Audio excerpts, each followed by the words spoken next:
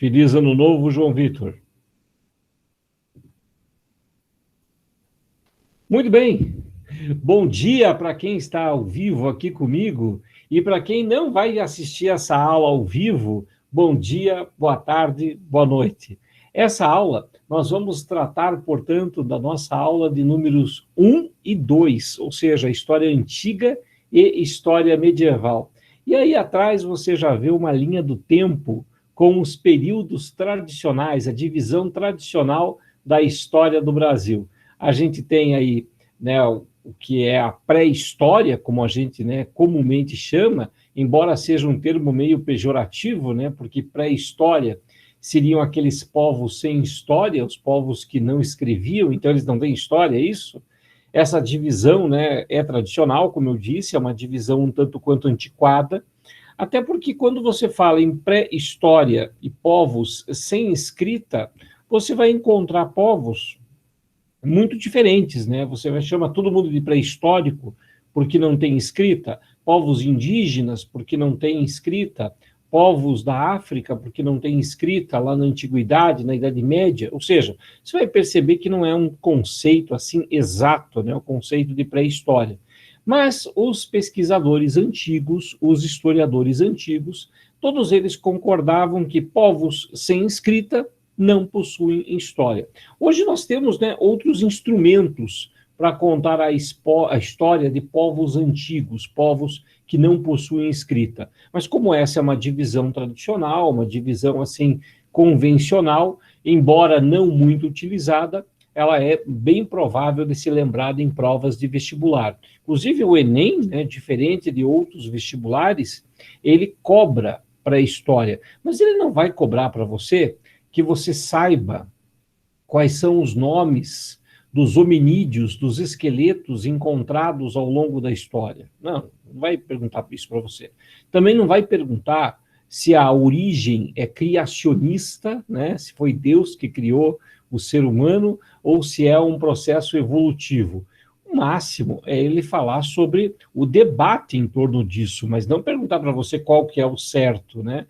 Existe, assim, um debate em torno dessas teorias até hoje, e essa discussão ela vai longe. Então, uma questão política pode aparecer em torno desse tema, mas não para você dizer qual que é o certo. Então, vamos pensar que num determinado livro didático, publicado em 2019, houve lá a citação do evolucionismo do Darwin e o autor não falou do criacionismo. E aí algumas famílias, né, reclamaram que tinha que ter também a teoria criacionista, ou seja, de que Deus criou. Isso pode cair, porque é um tema atual, né? O debate em torno disso.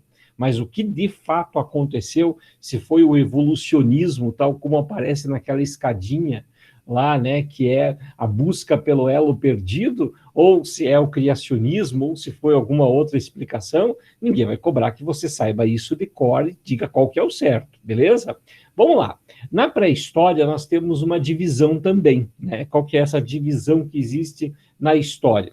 Na divisão da história, nós temos, na pré-história, a idade da pedra e a idade da pedra polida. A pedra lascada é chamada de paleolítico, a idade da pedra polida é chamada de neolítico.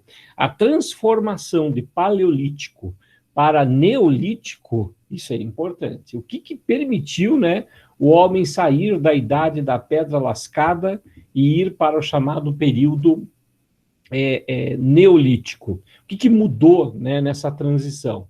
Bom, no período paleolítico, o ser humano ele era basicamente caçador e coletor, né? Então ele vivia em cavernas, não havia construções complexas, havia, portanto, um modo de vida nômade, ou seja, ele não era fixado numa determinada região.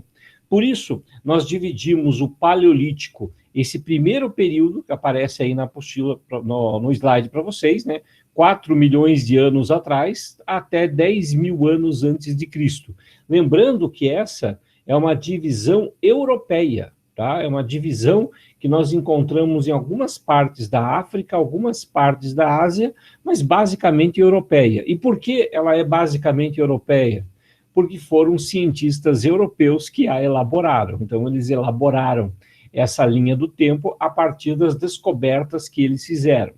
Na Idade da Pedra Polida, pessoal, que é o Neolítico, tá aqui, ó, Neolítico, a grande transformação desse período é o surgimento de uma coisa, é a invenção de uma coisa. É a escrita, professor? Não. É a pedra polida?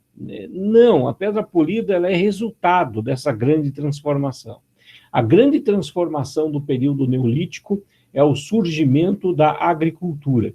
E veja que a escrita ainda ia levar mais um tempo para aparecer, em 3.300 anos antes de Cristo, surgimento da escrita na Mesopotâmia. Ou seja, cientistas europeus descobriram que entre os mesopotâmios antigos havia uma escrita, entre eles, a chamada escrita cuneiforme. E aí nós temos, com a escrita, o surgimento do chamado período histórico, esse período histórico que duraria até hoje, e daí tem a divisão em história antiga, história medieval, história contemporânea, que é o que apareceu no primeiro slide para vocês. Então, só para vocês lembrarem aí, né, a divisão entre paleolítico e neolítico. No período conhecido como o paleolítico, nós temos, né, um período de caçadores-coletores. Mas no neolítico, o que muda? Os seres humanos vão deixar de habitar em cavernas, onde faziam as pinturas rupestres, conforme aparece aí para vocês, e o ser humano vai começar a morar em construções, em pequenas cidades, em construções feitas por eles.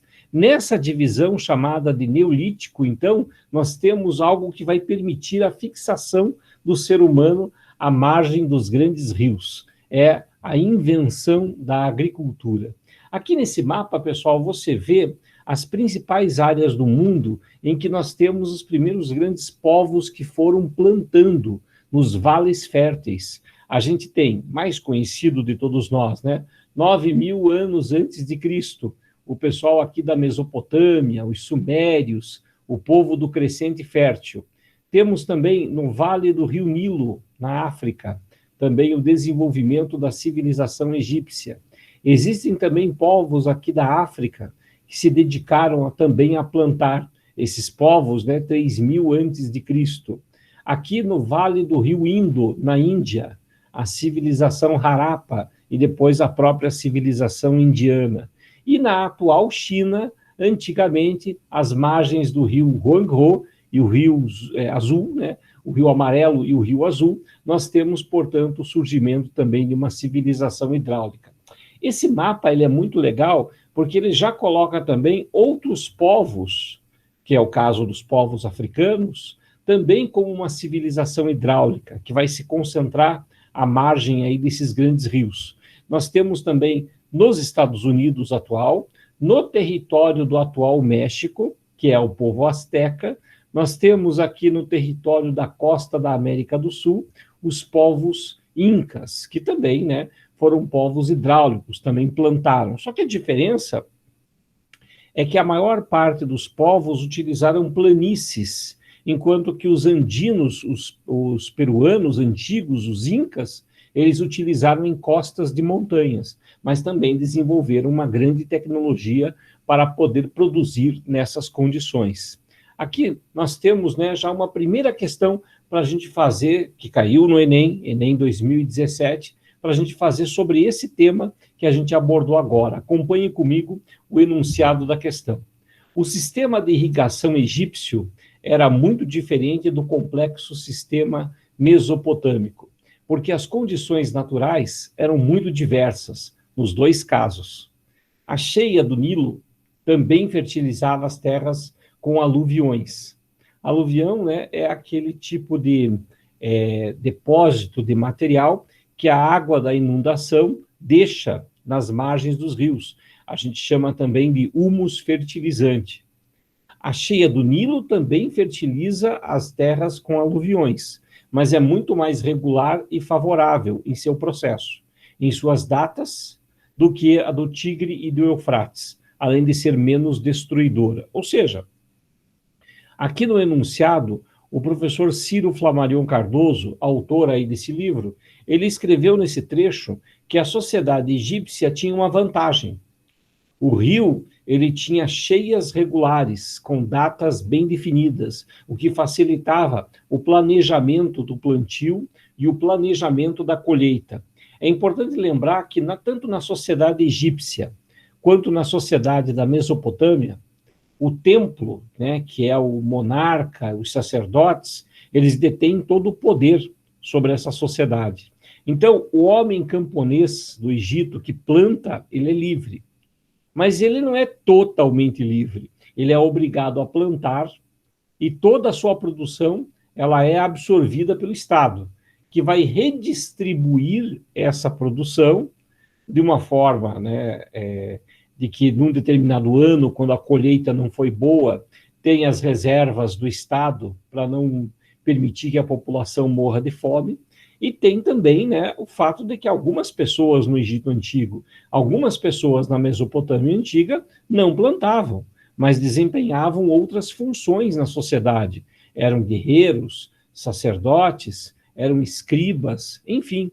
Aí essas pessoas receberiam também a sua cota de alimentação. Então, havia uma redistribuição feita pelo faraó, feita pelo Patese na Mesopotâmia, que era o líder, portanto, desse Estado. Então, está aí a constatação que a gente tem no enunciado. Vamos ao subenunciado, ao comando da questão. A comparação entre as disposições do recurso natural. Qual é o recurso natural? A água. Em questão, revela a sua importância para, letra A desagregação das redes comerciais? Não, nada a ver, né? Aliás, a riqueza, né, natural, a água que produz o alimento, estimula as trocas comerciais, porque você tem algo a trocar, que é a produção agrícola. O Egito praticava comércio, a Mesopotâmia praticava comércio. Letra B, supressão. O que é supressão, professor? Retirada, né? Retirada da mão de obra escrava. Falso. Os escravos existiam também, tanto no Egito quanto na Mesopotâmia. Mas a atividade escravocrata, ela não era o plebeu egípcio escravizado, geralmente. Não era o plebeu mesopotâmico escravizado. Claro, podia acontecer dele ter cometido algum delito, ter virado escravo, podia acontecer dele não pagar as suas dívidas e virar escravo, mas de maneira muito ampla. Da onde que vem o escravo do Egito Antigo? Da onde que vem o escravo da Mesopotâmia Antiga e também de outros povos da antiguidade? Capturados de guerra. Então, a guerra, ela é a forma que você consegue escravos. Você não escraviza a tua própria população, eles vão plantar. Então, é importante manter essa distinção. Portanto, letra B, falsa. C, expansão da atividade agrícola. Simples, objetiva e tudo a ver. Ou seja, a comparação entre o recurso natural, né, onde ele está, é a importância desse recurso natural para a produção agrícola. Portanto, letra C, resposta da questão, tranquilo. Letra D, multiplicação de religiões monoteístas. Nada a ver, né? Até porque o monoteísmo antigo, o povo que vai ser monoteísta na história antiga, é o povo hebreu. E ele não era um povo do plantio, ele era um povo muito mais ligado ao pastoreio. Letra E, fragmentação do poder político. Muito pelo contrário, né? Quanto maior a regularidade do rio, quanto maior a capacidade de plantar e produzir nele, claro que maior é a capacidade daquele Estado ser forte, ou seja, maior é a competência para que esse Estado seja capaz de conseguir gerar riqueza para todo mundo. Portanto, a fragmentação do poder político, ao contrário, geralmente Estados que eram, né, povos agrícolas, eles tiveram um grande império, conseguiram centralizar o poder, como foi o caso do Egito. Portanto, ficou a resposta, letra C, aí para essa questão. Bom, seguindo adiante, pessoal, aqui nos nossos conteúdos. A gente tem aí o mapa do crescente fértil. Veja que, primeiramente, nós falamos de todas as regiões agrícolas do mundo, né, do mundo antigo, falamos do Vale do Rio Indo, falamos dos Incas, comentamos sobre os povos astecas, povos que existiam na África, não só o Egito, né, que são esses grandes vales férteis. Mas não há dúvida nenhuma que aqui no Ocidente a gente estuda, dentre esses povos, primeiramente a Mesopotâmia. A Mesopotâmia, o Egito, que são esses vales férteis que aparecem no chamado crescente fértil. É isso que esse mapa aqui mostra, pessoal. Nós temos aqui a região, né, da Mesopotâmia. Mesopotâmia significa entre rios. Aqui, os povos dessa região são muitos. Como era uma região com muita água e uma região, né, que era a circulação de vários povos, povos como os sumérios foram os primeiros que se estabeleceram ali. Mas logo não levou muito tempo, começa a chegada de outros povos, acádios, assírios, de forma que a Mesopotâmia era um lugar sempre em guerra. O Egito, é claro, né, extremamente famoso, destaque no Egito para a religião diferente que eles tinham. Politeísta? Não só isso. Politeísmo é uma coisa relativamente comum no mundo antigo, mas uma religião antropozoomórfica, ou seja, deuses com forma humana e animal, como aparece aqui na imagem, o deus Anubis. A gente tem também as construções das pirâmides no Egito, que eram locais funerários, né, serviam, portanto, para guardar o corpo do mumificado para a próxima vida, e essa vida seria igual à que ele teve aqui em vida. E é interessante, né, que essa vida pós-morte, ela é uma vida que passa por um julgamento. O julgamento, segundo o livro dos mortos, o indivíduo passaria pelo julgamento de Osíris, o tribunal de Osíris.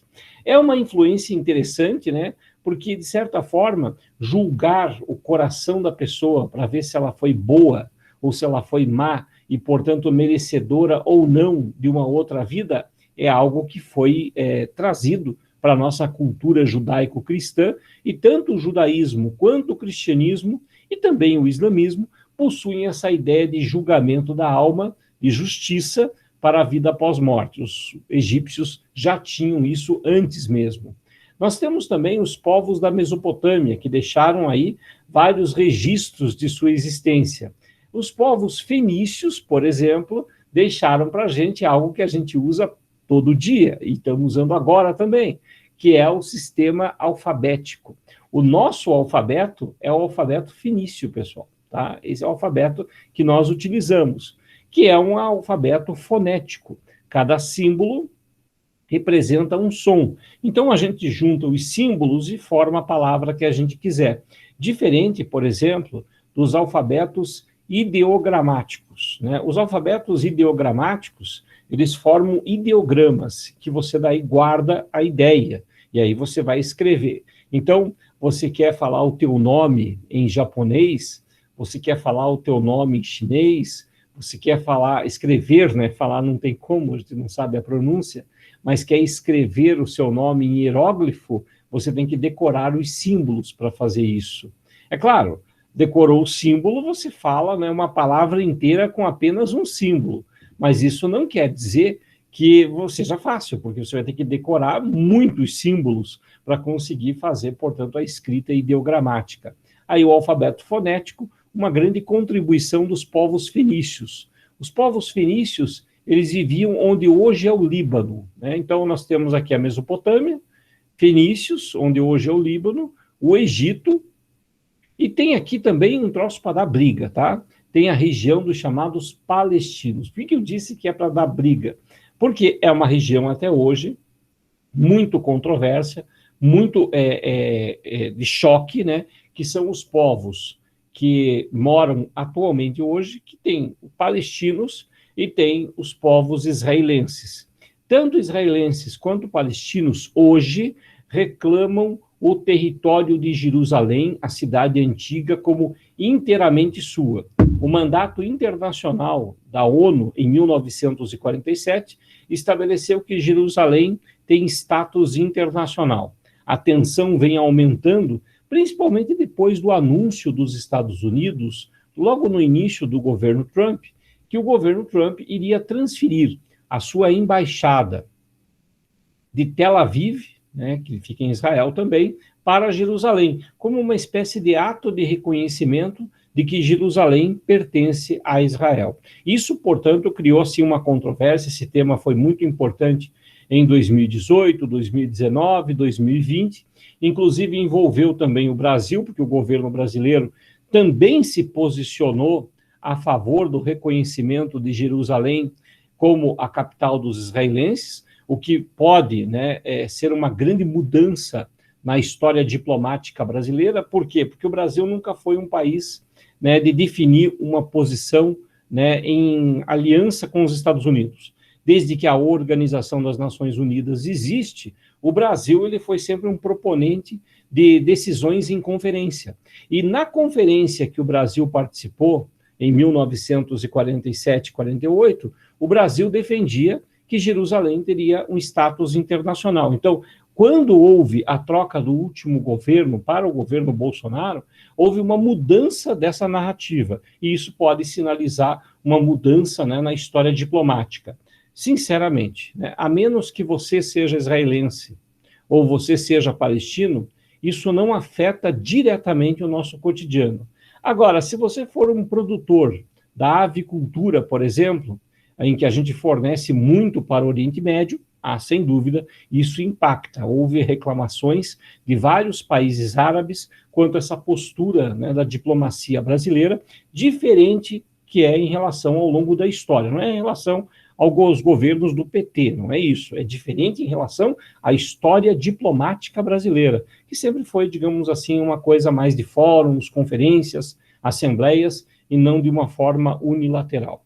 Bom, muita gente disse que os Estados Unidos foram os primeiros a reconhecer Jerusalém. Não houve um reconhecimento oficial, mas se for para falar em primeiro, foi a República de Tuvalu a primeira a reconhecer Jerusalém, né, como capital de Israel. Seguindo adiante, a gente tem aí também, né, dentre esses povos, os hebreus. É claro que a grande contribuição dos hebreus para a história, a grande herança hebraica, é a religião judaico-cristã. Eu falo judaico-cristã, judaísmo, cristianismo, mas também a gente pode citar aí a questão do islamismo. Por quê? Porque é o judaísmo, a primeira, né, das grandes religiões monoteístas, que a gente chama de religiões abraâmicas, ou seja, que surge a partir de Abraão.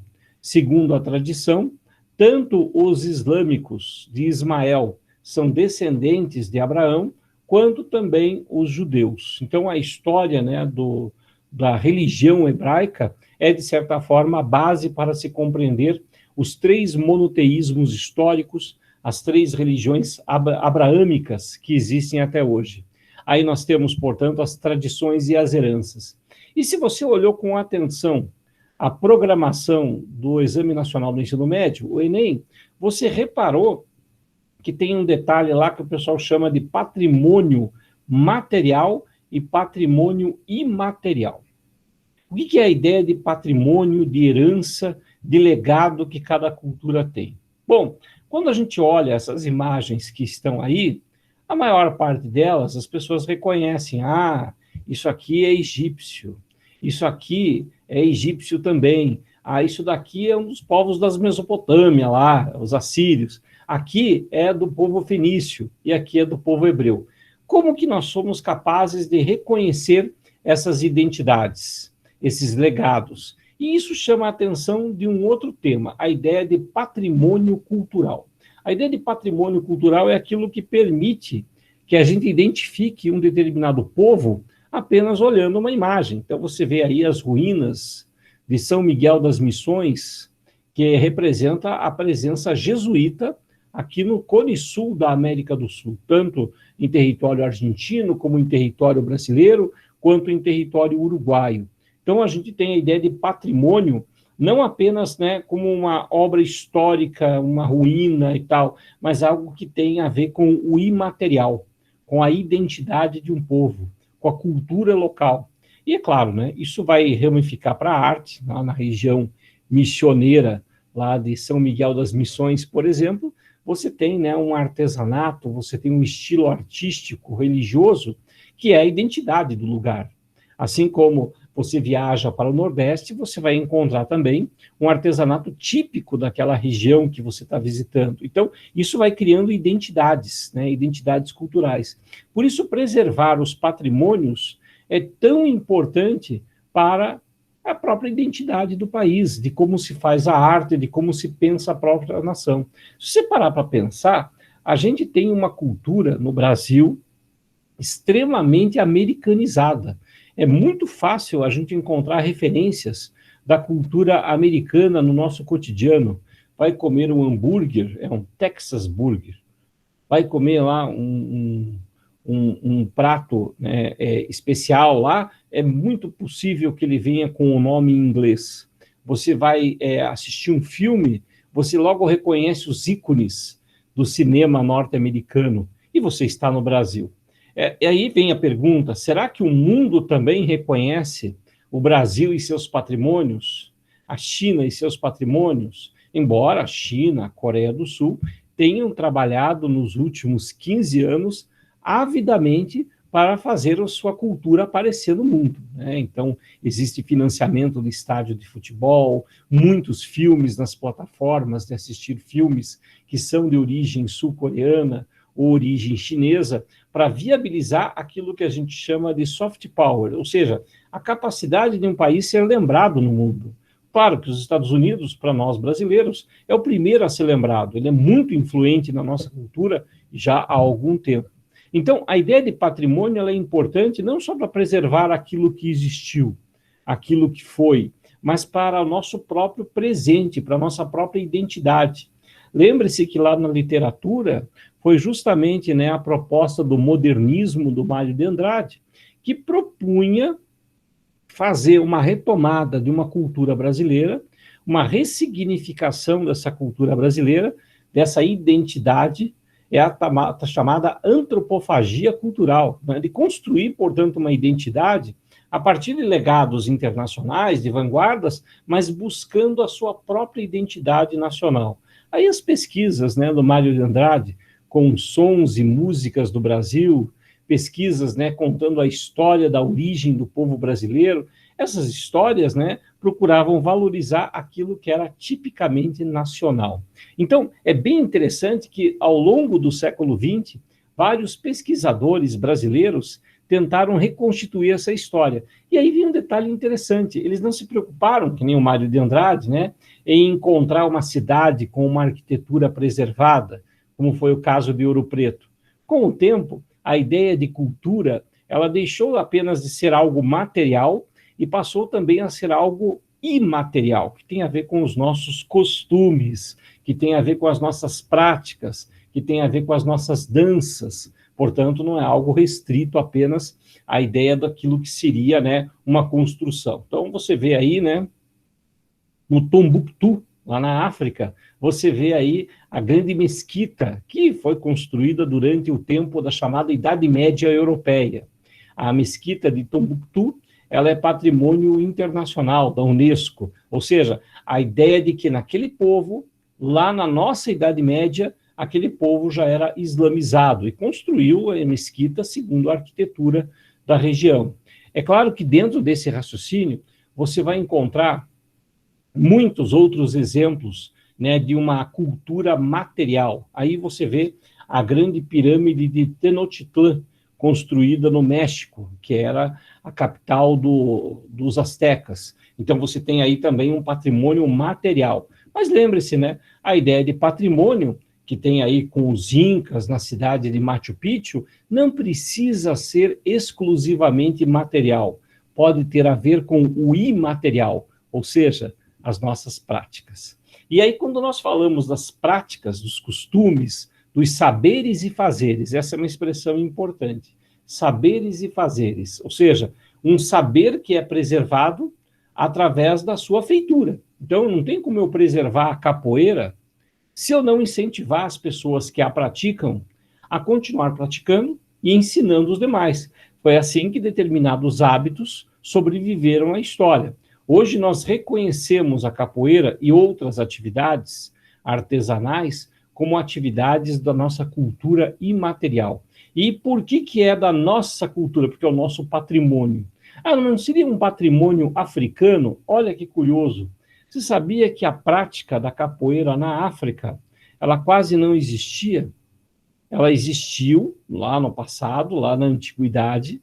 Aí ela veio para o Brasil com os escravizados, mas em pleno século XX, quando os países da África começaram a buscar suas identidades, principalmente nas lutas pela independência após a Segunda Guerra Mundial, houve uma preocupação de que as pessoas não sabiam mais essas antigas práticas. Veja que a colonização europeia no continente africano, ela durou dos anos 60, 70, até depois da Segunda Guerra Mundial, durou até 1973, 75, ou seja, é muito recente essa retomada por uma identidade da cultura africana daquele lugar.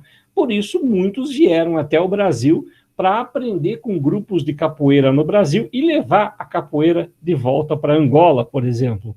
Então, a religiosidade, a prática da capoeira, ela não precisa ser exatamente de um só país. Aliás, né, nós reconhecemos que existe uma civilização do Atlântico Negro, que liga Angola à Bahia, que liga a costa do Benin à Bahia, que liga a costa de Angola ao Rio de Janeiro. E várias semelhanças entre esses povos existem, especialmente na religiosidade e na musicalidade. Eu recomendo a vocês que vocês assistam um documentário disponível na Netflix chamado Na Rota dos Orixás, em que faz uma comparação com as religiões de matriz africana aqui no Brasil, com as religiões de origem africana legítimas, né? Ou seja, originais. E você vai perceber muitas semelhanças entre esses povos, apesar da escravidão já ter acabado, né, há mais de 100 anos, essas ligações culturais religiosas permaneceram. Bom, aí nós temos a ideia de cultura, portanto, cultura imaterial, esse é um tema bem importante. Saindo agora da história antiga, oriental, vamos para a história antiga mais recente, que é a chamada Antiguidade Ocidental, ou seja, tanto Grécia quanto Roma. É claro que, quando nós falamos desses dois povos, gregos e romanos, eles são muito semelhantes, né? A gente percebe a semelhança, principalmente na arquitetura. Muita gente olha, né, uma determinada obra e percebe as semelhanças do estilo de coluna, os elementos geométricos, conforme você vê aí atrás, os cilindros, né, os triângulos. Essa história, portanto, de você observar, né, esses elementos geométricos, diz, tá, mas isso aí é romano ou isso aí é grego? Bom, a gente vai entender por que essa confusão ocorre, mas já vou dizendo para vocês, originalmente é grego, né? São os gregos que surgem primeiro. Os povos gregos, eles habitaram a região do mar Mediterrâneo. Só que é o seguinte, né? A Grécia atual, ela é muito menor do que a Grécia antiga, pessoal. A Grécia atual, você vê aí, olha só, a Grécia atual, ela está aqui na Península Balcânica, né? Então está aí a Grécia. A Grécia, portanto, hoje é pequena. E aqui nós temos a Grécia Antiga. Ela estava no mesmo território, sim, mas veja só, a Grécia Antiga, ela colonizou o Mar Negro, né, colonizou até a Península da Crimeia, o porto de Sebastopol, que é a Ucrânia, Rússia hoje, né, colonizou toda essa costa aqui do Mar Negro, colonizou também a costa da atual Turquia. A costa da atual Turquia é a costa do Éfeso, né? Portanto, o Éfeso, essa região aqui na península da Anatólia. Também colonizou algumas regiões do norte da África, teve algumas presenças aí, né, de expansão comercial grega. Temos também no sul da Itália a colonização, que a gente chama de colonização da Magna Grécia, inclusive aqui a região da Sicília, a Sardenha, a Córcega, e também colonizou o sul aqui da França, a região do Porto de Marseille. Ou seja, onde havia uma região portuária na bacia do Mediterrâneo, os povos gregos ocuparam. Portanto, eles não ocuparam Paris, por exemplo, né? Não chegaram onde hoje é Paris, mas ocuparam aí a costa sul da França, porque era uma região portuária e de intenso comércio. O povo grego que mais, né, praticou o comércio foram os atenienses, né? Os atenienses que tiveram essa expansão comercial aí. Então, a influência grega ela é muito importante. Então, mas isso foi o suficiente para transformar o Mediterrâneo no mundo grego? Não. Foi necessário mais algumas coisas que a gente vai ver. Alexandre Magno e também o Império Romano, que absorveu essa cultura grega. Então, apesar da Grécia atual ser pequena, a sua influência cultural ela é muito grande. Por conta dos próprios gregos, da sua expansão comercial, por conta de Alexandre o Grande e por conta da absorção que o Império Romano fez dessa cultura. E essa cultura grega, ela tem um aspecto essencial para a gente e que é muito perguntável nas provas de vestibular para vocês, que é a questão da democracia, né? A democracia é um dos conceitos mais importantes. Conforme vocês já estudaram, a democracia, ela tem a democracia grega antiga, a democracia moderna e uma democracia contemporânea, que faz muitos questionamentos. A democracia antiga é uma democracia em que apenas os cidadãos participavam da vida política. Para ter o direito de participar da vida política, o indivíduo tinha que ser maior de idade, do sexo masculino, e tinha que ser filho de atenienses, por exemplo, ou filho de espartanos, conforme a cidade em que ele estava. Aí você percebe que a cidadania no mundo antigo é uma cidadania muito restrita. É uma cidadania que poucas pessoas da população participavam. Mas aqueles que participavam, participavam mesmo. Tinham direito à voz, tinham direito a falar nas assembleias. As discussões na ágora eram feitas, portanto, em praça pública. E ali as pessoas poderiam defender seus pontos de vista através da palavra. Por isso, saber falar em público, ter, né, a capacidade de oratória, poder argumentar publicamente, era essencial para a política grega. E, é claro, né, havia ali um debate, uma divergência, uma controvérsia. E isso não era ruim. Aliás, isso nunca é ruim, né, você ter debates, divergências e controvérsias. O problema é quando você tem uma voz única e o silêncio da maioria. Aí você não tem um período democrático, você tem provavelmente medo de falar e ser rechaçado. Então, a democracia antiga, ela defende a divergência, mas ela vai votar depois.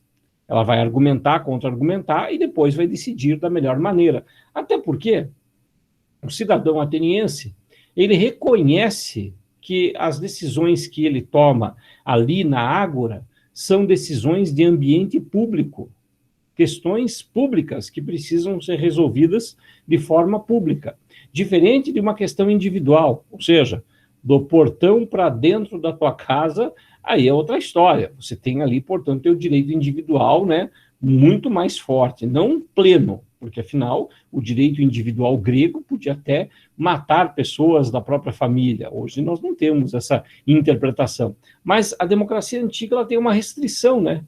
Ela não é uma democracia difusa para todos, é para somente cidadãos. Então a maior parte da população não participava. A democracia ateniense ela foi implementada ao longo dos séculos, né? Não foi de uma vez só. Primeiramente, nós tivemos um legislador em Atenas que mandou escrever as leis. Essa legislatura foi a legislatura de Drácon. Ele foi preocupado em escrever as leis para impedir interpretações muito diferentes. A lei escrita, ela possibilita que o mesmo peso e a mesma medida seja aplicada para pessoas diferentes. Essa era a preocupação em ter leis escritas na Grécia. Assim como foi a preocupação na Mesopotâmia. Não foi para criar justiça. Né? O Código de Hammurabi e a Lei de Italião, lá da Mesopotâmia, não era para você garantir equidade.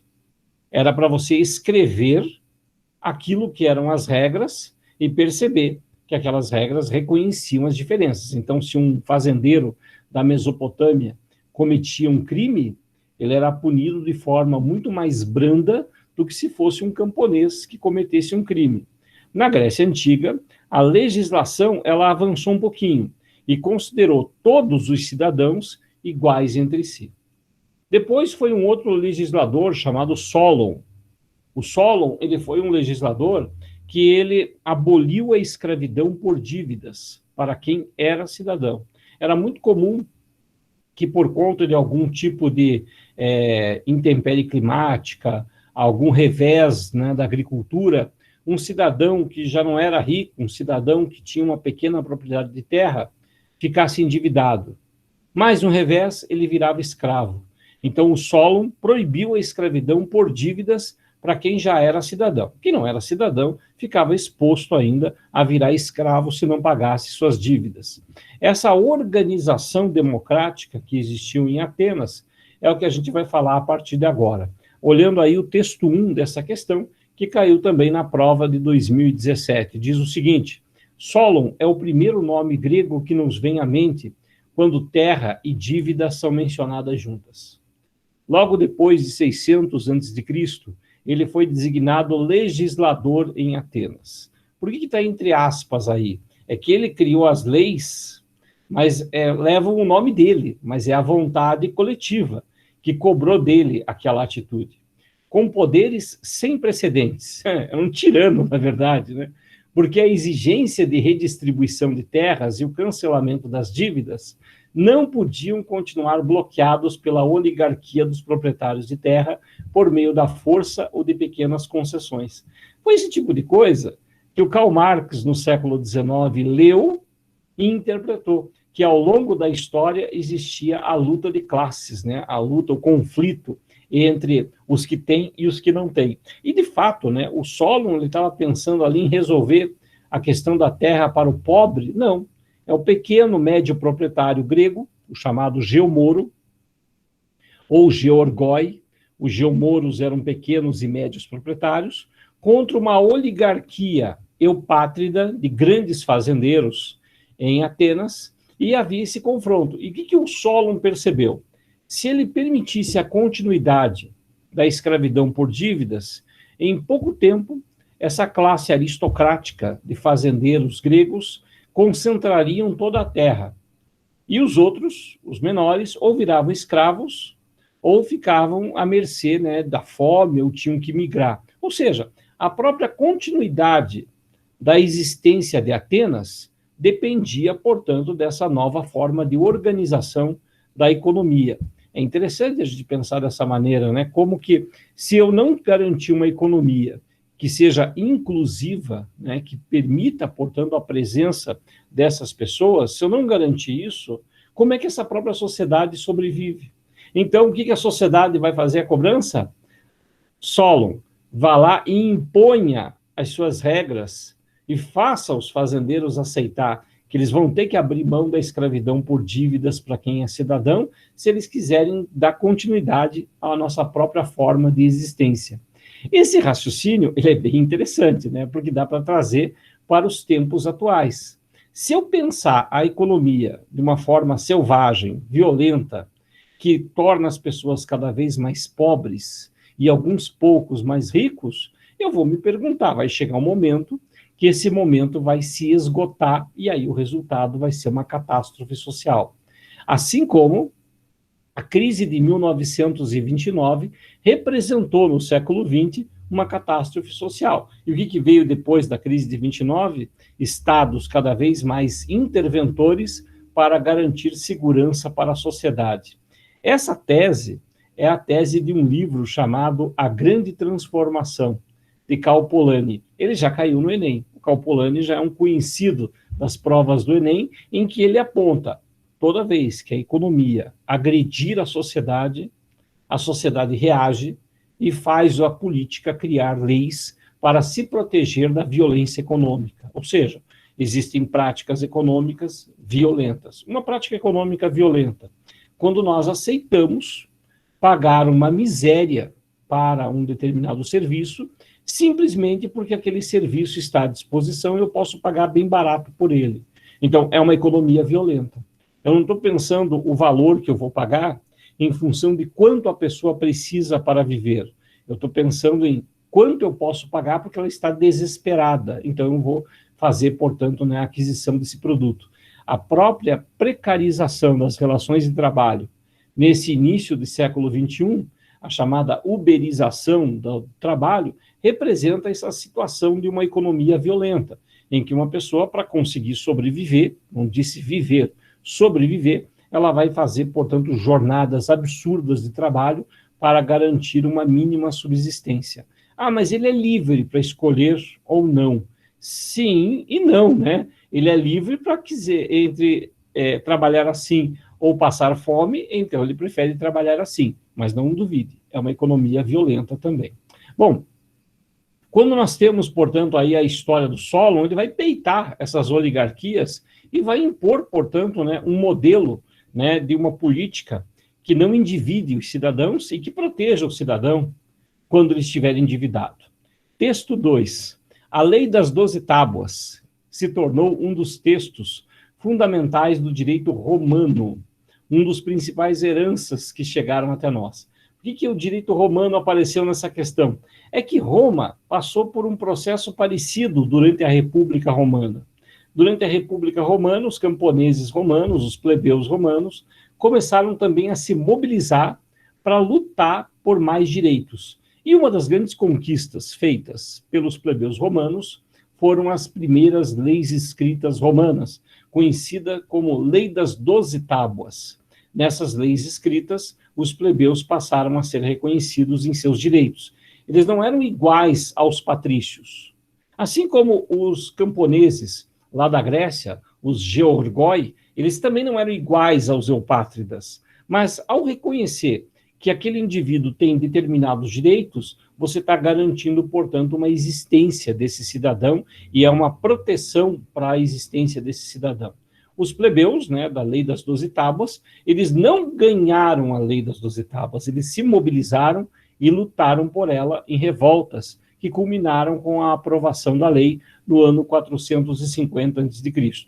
A publicação dessas leis por volta de 450 a.C. foi importante, pois o conhecimento das regras do jogo, da vida em sociedade, é um instrumento favorável ao homem comum e potencialmente limitador da hegemonia e arbítrio dos poderosos. O ponto de convergência entre as realidades sociopolíticas indicadas no texto consiste na ideia de que a discussão de preceitos formais estabeleceu a democracia. B. Invenção de códigos jurídicos desarticulou as aristocracias. Não é isso, né? A lei, ela vai limitar a atuação da aristocracia, pode limitar, né, potencialmente protetor dos direitos, mas não que acabe com a aristocracia. Então, a letra B pode dispensar. C. Formulação de regulamentos oficiais instituiu as sociedades. Ou seja, quando uma regra é criada, é que surge a sociedade? Não. Primeiro surge a sociedade, e aí sim ela cria as regras. Então, a letra C é falsa, porque é o contrário. Eu gostei da letra A. Discussão de preceitos formais estabeleceu a democracia. Ou seja, escrever as leis é um preceito formal. E isso contribuiu para a democracia? Sim, contribuiu, né? A gente tem aí uma organização em que a lei, portanto, ela é importante para garantir a isonomia entre as pessoas. Eu não posso só reconhecer que você é igual a mim. Eu preciso ter regras para que as pessoas que não façam esse reconhecimento, que não reconheçam seus direitos, sejam potencialmente punidas, advertidas e assim por diante. Existe um texto, né, bem interessante que fala da justiça sem a força e a força sem a justiça. A força sem justiça, sem lei, é tirania.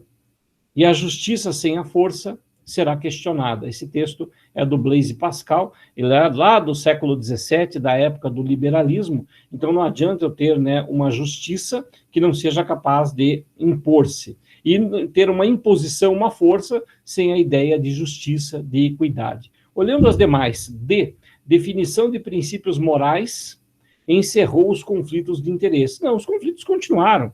Apesar, né, de existir uma lei escrita, os conflitos continuam. Por isso que a gente não acha que só ter a lei resolve, né? Tem que ter, portanto, justiça num conceito mais amplo. E criação de normas coletivas diminuiu as desigualdades de tratamento. Olha, normas coletivas diminuiu as desigualdades de tratamento. Diminuiu, isso é interessante. Não é que acabou, né? Diminuiu. Agora ficamos entre as letras A e a letra E. Na letra A, pessoal, vamos só relembrar lá o que está escrito. Aparece discussão de preceitos formais estabeleceu a democracia. É o Solon o autor da democracia? Sim, com certeza. E aí tem na letra E, criação de normas coletivas diminuiu as desigualdades de tratamento. Sim, também. Quando você chega nesse impasse, em que as duas estão corretas, Onde que vem o desempate? O desempate vem pelo texto, né? É o texto que a gente vai encontrar a pista para conseguir resolver a questão. Olha só, a publicação das leis por volta de 450 foi importante, pois o conhecimento das regras do jogo, da vida em sociedade, é um instrumento favorável para o homem comum e potencialmente limitador da hegemonia e arbítrio dos poderosos. E a alternativa que melhor, né, cria isso é a letra E, olha, diminuiu as desigualdades de tratamento.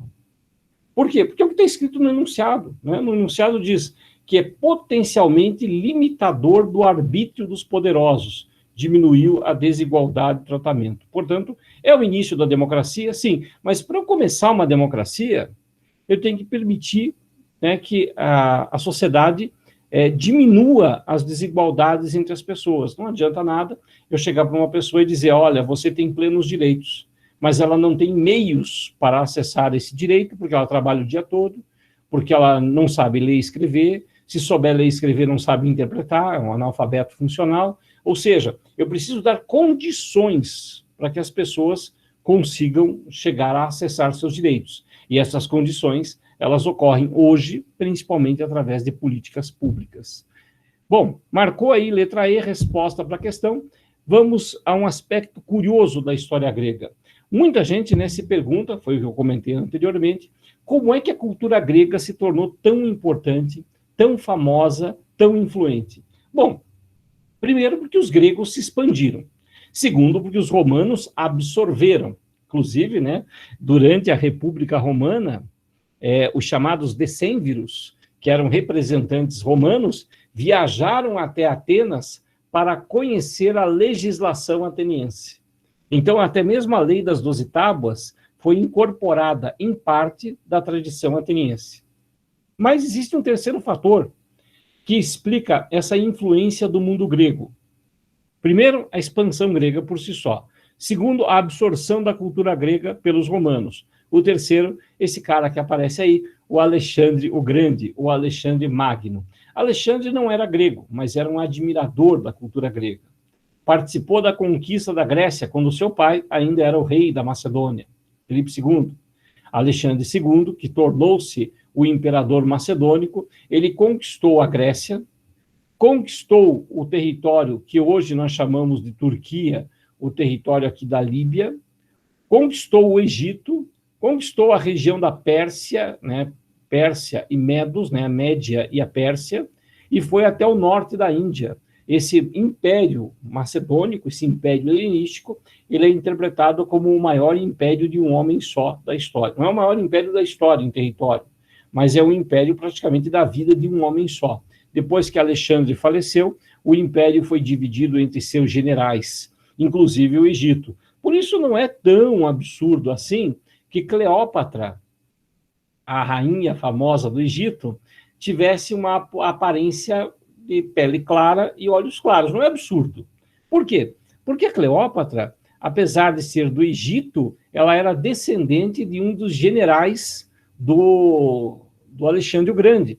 Ela era descendente de general Ptolomeu, que era de origem macedônica, ou seja, da origem dos Balcãs. Então, não é tão absurdo a gente ver no cinema ela retratada com pele clara, olhos claros, em vez da pele negra, que seria mais característica dos povos de origem africana. Interessante, né? O Alexandre o Grande e o helenismo, ele promoveu dentro do seu império um aspecto muito importante. A fusão da cultura grega, a expansão dessa cultura grega e a mistura dessa cultura grega com outros povos. Essa mistura entre os gregos com outros povos foi incentivada por Alexandre na arquitetura, na literatura, na filosofia. Isso foi bem importante. Então, apesar de não ser grego, foi, sim, um grande estimulador da cultura grega, o Alexandre. Esse período é chamado de helenismo, em que essa cultura grega vai romper fronteiras, né? Vai entrar, portanto, né, na cultura romana, e quando os romanos se expandirem, eles vão encontrar o antigo império que pertenceu a Alexandre, repleto da influência grega. E, é claro, essa influência vai ser sintetizada pelos romanos, que vão utilizar o estilo arquitetônico grego para uma arquitetura mais funcional, mas claramente com uma estética cada vez mais parecida com os gregos. Inclusive, a religião grega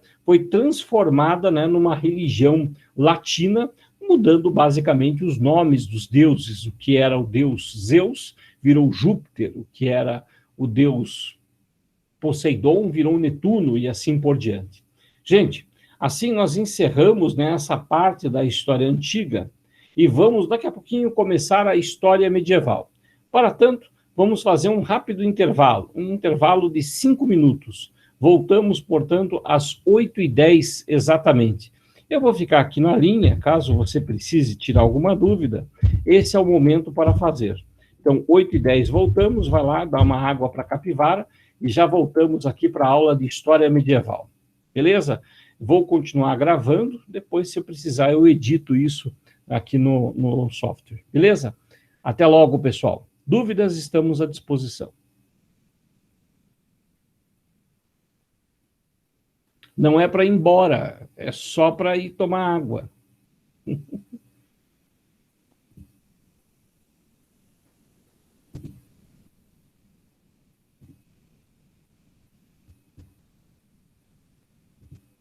Obrigado, Ana.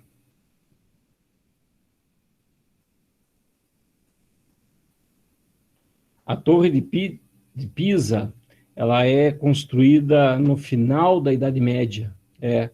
Ela já, embora ela tenha, né, toda aquela característica, você olhou aqui, né, ela é bem parecida. É porque no Renascimento houve a retomada dos elementos greco-romanos. Então você vai encontrar uma arquitetura grega da Grécia, uma arquitetura estilo grego dos romanos, uma arquitetura do estilo grego do Renascimento, uma arquitetura do estilo grego no século XVIII, na Revolução Francesa, uma arquitetura do estilo grego no século XIX, do neoclássico. Tanto que a Federal, por exemplo, né, o prédio histórico da Universidade Federal, ela é desse contexto do neoclassicismo, né, que é a retomada dos valores gregos, que é uma coisa do início do século XX, né, que é uma construção assim mais parecida.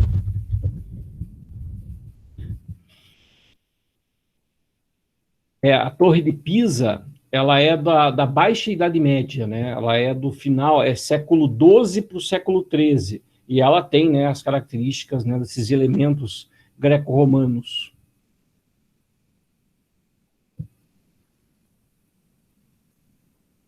Claro, William. É o seguinte, as regras escritas, tanto em Roma quanto na Grécia, as leis de Solon, quanto as leis romanas, elas mantêm as distinções. Ou seja, se você é fazendeiro em Atenas, você é um eupátrida, você vai continuar tendo privilégios, mais direitos do que um cidadão comum. Porém, ao escrever essas regras, você dá a chance para que o cidadão comum as conheça antes. Por quê? Porque geralmente os juízes também eram de origem aristocrática.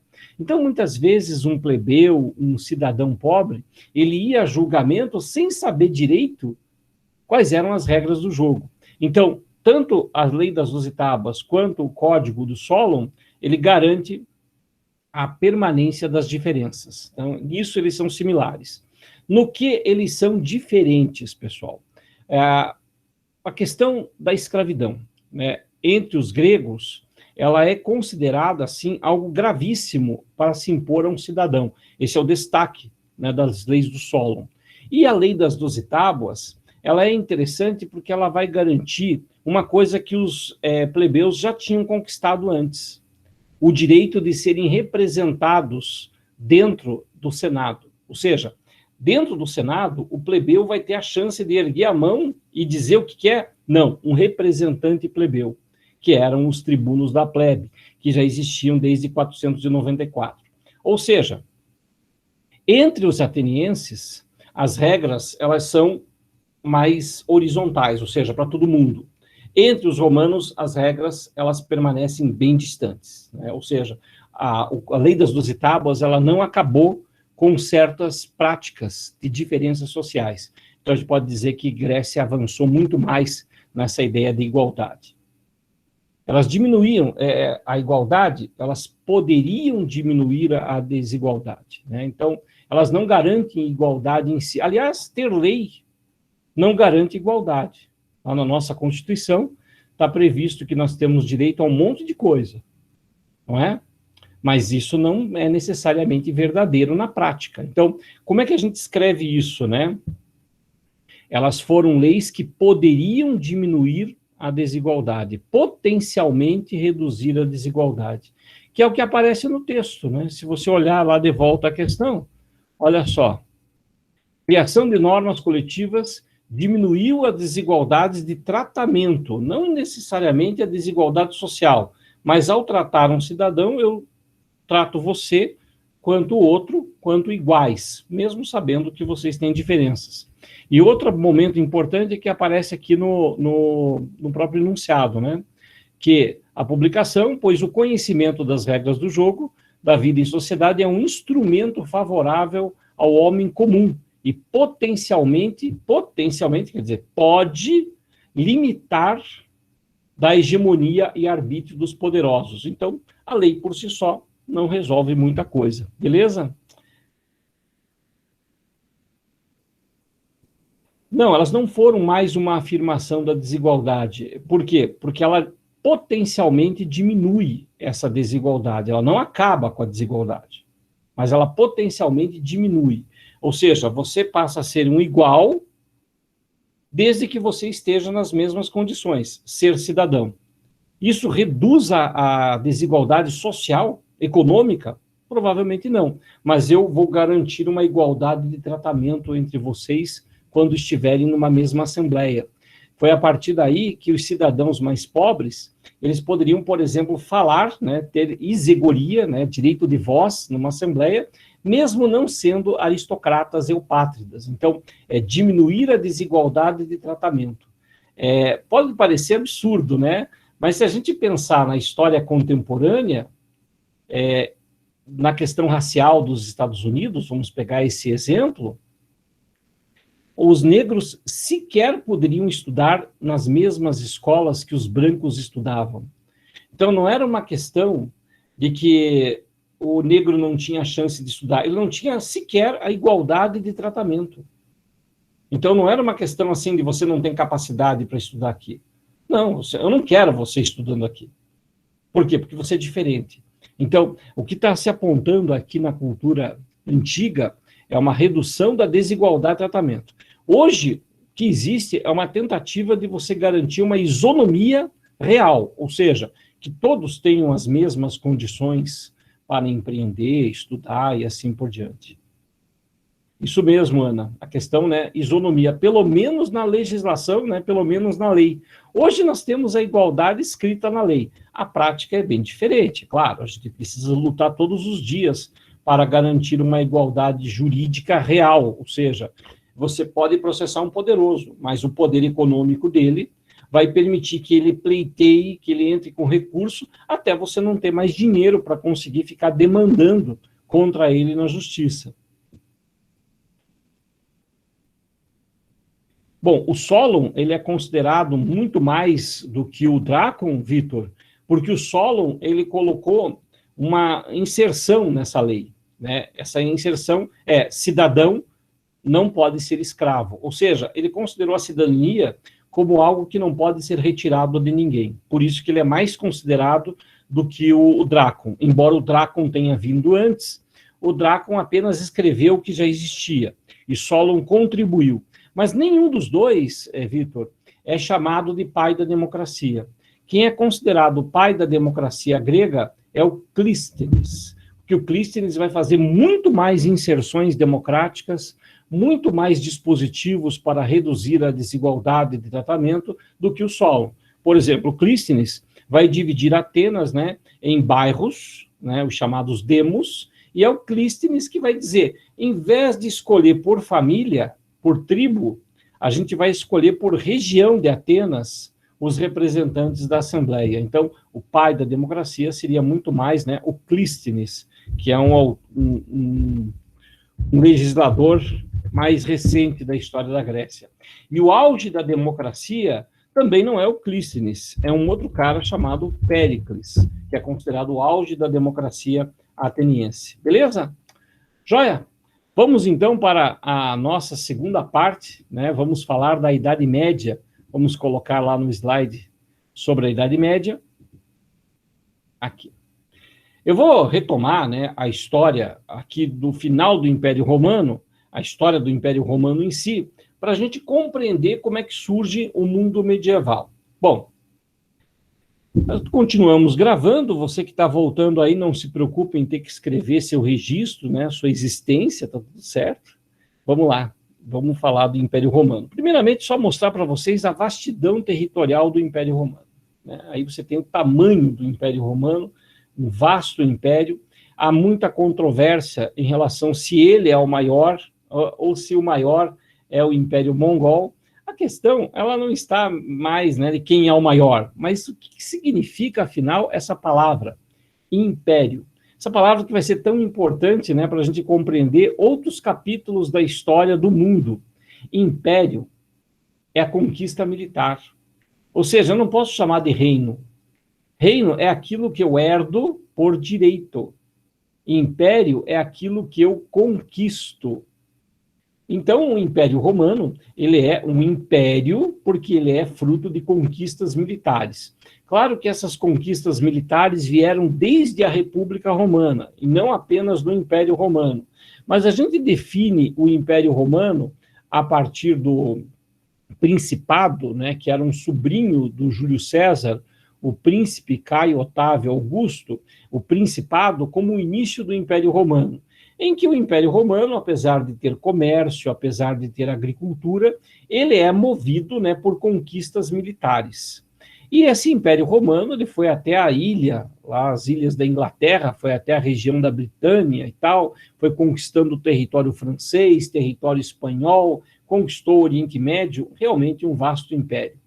E esse império todo, à medida em que ele se expandia, ele foi encontrando culturas diferentes. E dentre essas culturas diferentes, a cultura dos primeiros povos hebreus, os judeus e também cristãos. Então não foi o Império Romano que foi atacado pela cultura cristã e por isso o Império Romano sucumbiu. Não. O Império Romano, ele é um império multicultural. Ele é multicultural. Você tem dentro das fronteiras do Império Romano uma diversidade religiosa enorme. Só que dentro do Império Romano, essa diversidade religiosa, ela tinha, digamos assim, uma justa posição com a religião do Império Romano. A religião do Império Romano é a religião grega. Então é politeísta, antropomórfica, são os deuses gregos cultuados pelo Império Romano. Mas os povos que foram conquistados pelo Império Romano não eram necessariamente convertidos ao politeísmo. Havia uma regra. Se você é um povo dominado, é um povo de uma província, paga seus impostos a Roma regularmente, da porta para dentro da tua casa, na tua família, você preserva as tuas tradições, você fala teu idioma, você tem a tua religiosidade preservada lá. Agora, numa cerimônia pública, num desfile militar, nos estandartes que as legiões romanas usavam para partir para suas conquistas militares, aí o que aparecia lá não era a religião de cada um, mas a religião oficial do Império Romano. Portanto, havia, né, uma justa posição dessas culturas quanto qual é a religião que eu tenho que utilizar. Se é a religião do Estado, no ambiente público. Se é na minha casa, o meu culto aos antepassados, o meu culto judeu, daí vai depender, né, de cada cultura local. É óbvio que se você colocar várias culturas no mesmo lugar, mais cedo ou mais tarde vão acontecer algumas coisas que o Anthony Giddens escreveu lá naquele livro Raça, né, naquele capítulo do livro dele, Raça, Etnicidade e Migrações.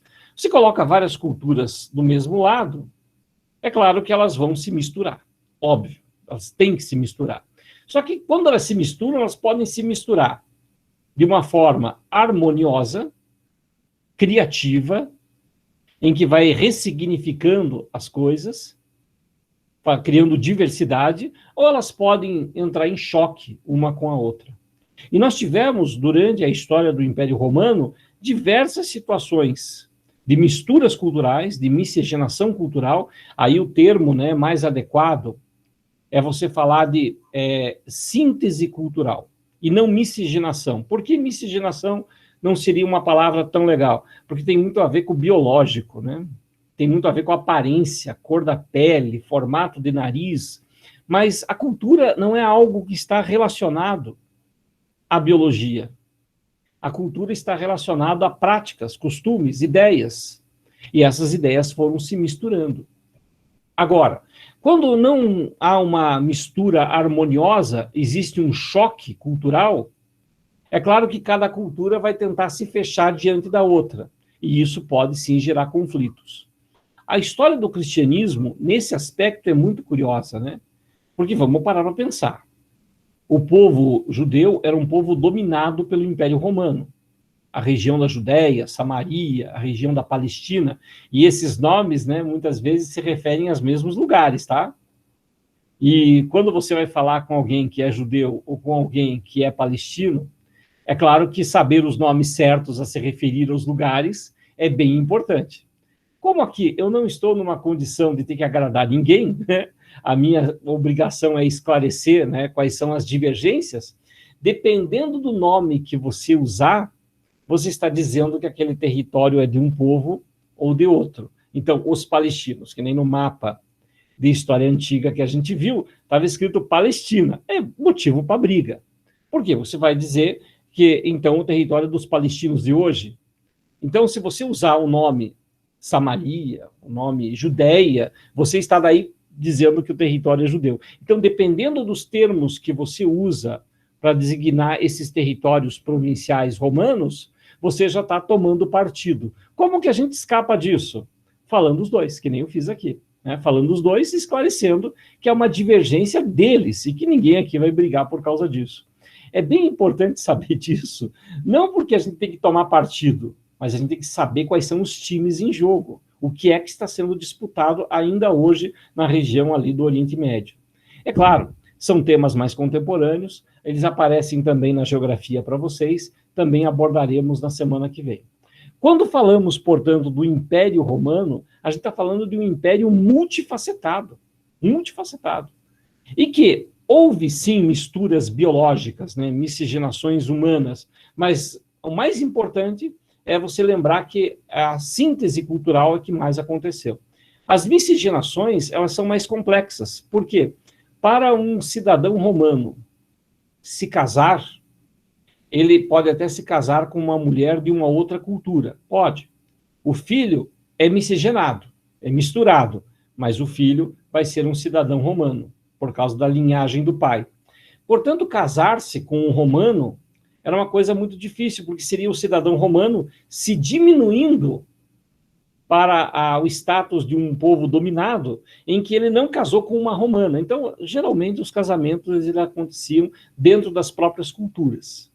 Aliás, né, essa é uma característica que vai ser preservada por muito tempo entre os judeus. Ainda existem entre judeus a prática de casamentos planejados, casamentos escolhidos pelos pais para os filhos, casamentos arranjados. Os árabes também fazem isso e tal, então isso é um costume que acabou se preservando muito mais. Mas a grande questão é a questão religiosa. Quando há misturas religiosas, a gente chama de sincretismo. Enquanto o cristianismo ele era uma facção dentro do judaísmo, a questão era entre eles. Por isso que quando se fala lá do Pôncio Pilatos, durante a paixão de Cristo, o Pôncio Pilatos lava as suas mãos, ou seja, é uma questão dos hebreus contra hebreus, é judeu contra judeu. Se resolvam aí, eu lavo minhas mãos. A ideia, portanto, né, de uma luta de judeus contra judeus. Judeus que acreditavam que Cristo era o Messias e judeus que diziam, não, o Messias ainda está por vir. Então havia esse confronto lá. Por isso o Império Romano entendia que isso era uma coisa a ser resolvida pelos próprios judeus, e não com os romanos decidindo. Os romanos poderiam apenas realizar a execução, mas a decisão partiria, portanto, da própria comunidade judaica. É claro que, nessa época, a história romana, ela do Império, já não tem tanta democracia, até por conta da vastidão territorial. Os romanos já não tinham mais os hábitos dos debates, os hábitos, né, da cultura, né, do diálogo. Já havia muito mais uma questão de força. E durante o final da República Romana e o Império Romano, o que a gente percebe é uma sucessão de golpes de Estado, de usurpações, de intrigas palacianas, que levaram muita gente a perder a vida nesse processo de luta política e também a muita instabilidade do Império Romano. O Império Romano, ele não caiu por causa dos cristãos. Não. O Império Romano, ele, como todo grande império, caiu de dentro para fora. Ou seja, foram suas próprias estruturas que minaram a sua existência. Essa é uma leitura feita por um pensador já relativamente antigo, ele viveu no século XVIII, chamado Edward Gibbons. O Edward Gibbons escreveu Declínio e Queda do Império Romano. É um clássico. Qualquer faculdade de história vai obrigar você a ler pelo menos um capítulo do Edward Gibbons, Declínio e Queda do Império Romano. A história desse colapso do Império Romano não é por causa do cristianismo, mas por conta da própria estrutura romana.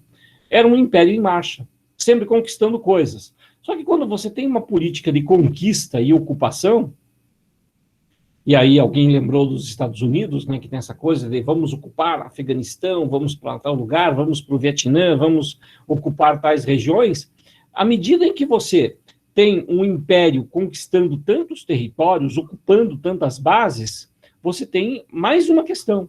Você não tem que defender apenas o teu território do teu país. Você tem que manter tropas em diversas regiões, e isso vai ter um alto custo operacional.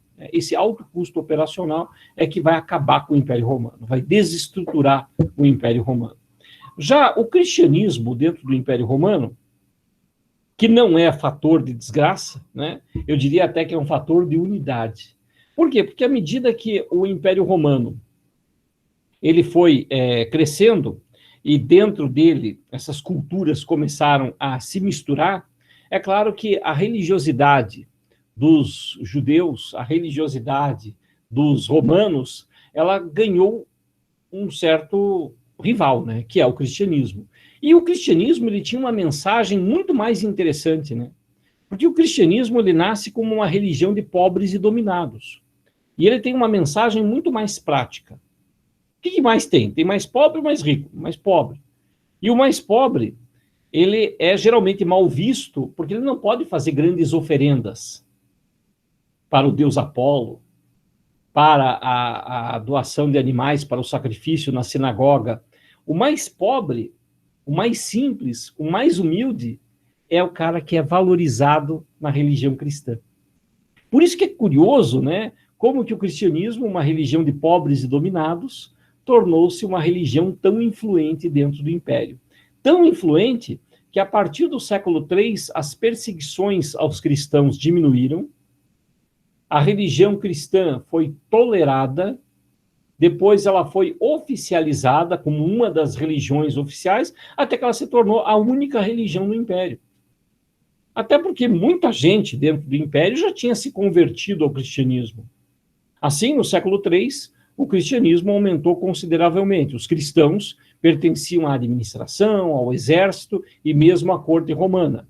Em 313, o cristianismo ganhou um importante aliado, o imperador Constantino, que publicou o Édito de Milão, que é justamente um documento, né, que vai dizer, os cristãos podem continuar, né, praticando e são reconhecidos. É claro que na prática ainda houve muita violência, né? Quem não era cristão ainda tentava combater cristãos. Mas, enfim, pelo menos o Estado começava a reconhecer o cristianismo como uma religião. O Constantino ele é sempre muito lembrado, né, por causa do episódio da Ponte Milvio. Dizem que ele estava em meio a um combate, né, e nesse combate ele teve um sonho, né, na noite que antecedeu o combate, em que ele deveria trocar a águia romana por um símbolo que ele viu no sonho. E esse símbolo era a cruz. Então ele mandou substituir a águia romana por uma cruz. E aí vinha junto no sonho uma frase junto com a cruz, in hoc signos vinces, que significa com este símbolo vencerás. E aí ele teria, portanto, permitido a prática do cristianismo.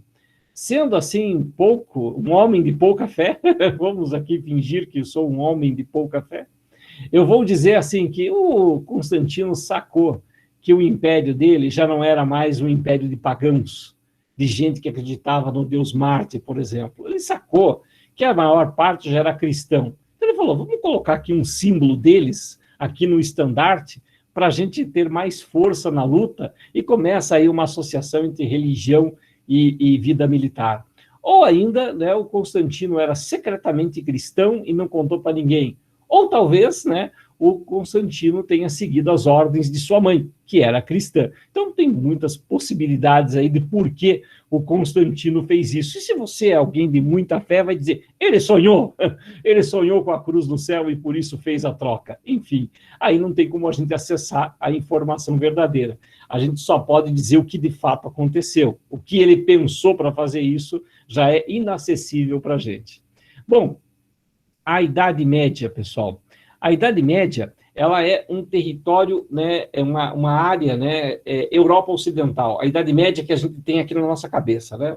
Aquela Idade Média dos castelos, aquela Idade Média dos cavaleiros, aquela Idade Média, né, da cultura romana, né, transformada pela cultura bárbara. Essa Idade Média que a gente tem no nosso imaginário, ela é da Europa Ocidental, ou seja, onde hoje é a França, uma parte da Inglaterra, uma parte da Espanha. E aí muita gente questiona, tá aí o resto do mundo? Estava acontecendo o que no resto do mundo? Na África, os reinos, né, continuavam a existir durante a Idade Média, o reino do Mali, o reino Songhai, as cidades iorubás continuaram a existir. No território da Ásia, né, existiam várias disputas de impérios naquela região. Nós temos o Império Chinês na Ásia, o Império Eslavo, o Império Russo, o Império Mongol lá na Ásia, e todos eles estão disputando espaços, né? Essas conquistas territoriais desses impérios é uma história praticamente à parte. E temos o Império Turco. A Ásia, basicamente, é a disputa de 4 grandes impérios.